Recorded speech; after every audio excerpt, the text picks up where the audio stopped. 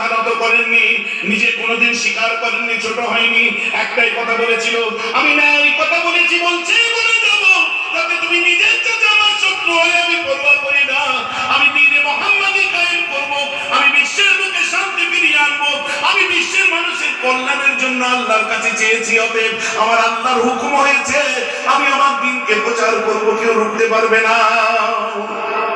আল্লাহ রাসূলকে আঘাত করতে আরম্ভ করে, পাথর নিক্ষেপ করতে আরম্ভ করে দেয়। আমার রাসূল এসে কাঁদছে, আল্লাহ এরা কেউ আমাকে মেনে নিচ্ছে না, এরা কেন মানছে না আমি বুঝে উঠতে পারছি না, কেন এরা আমাকে মেনে বরদাস্ত করছে না বুঝতে পারছি না।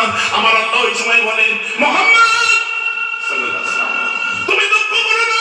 আবু জেহেল তোমাকে মানুক চায় না মানুক, উতবা তোমাকে মানুক চায় না মানুক, উমাইয়া তোমাকে মানুক চায় না মানুক, আবু সুফিয়ান তোমাকে মানুক চায় না মানুক, ওলীদ তোমাকে মানুক চায় না মানুক, কুফারে কুরাইশ তোমাকে মানুক চায় না মানুক। ও আমার বন্ধু, তুমি আমাকে আল্লাহ বলে মেনে নাও, আমি আল্লাহ তোমাকে রাসূলুল্লাহ বলে মেনে নিলাম।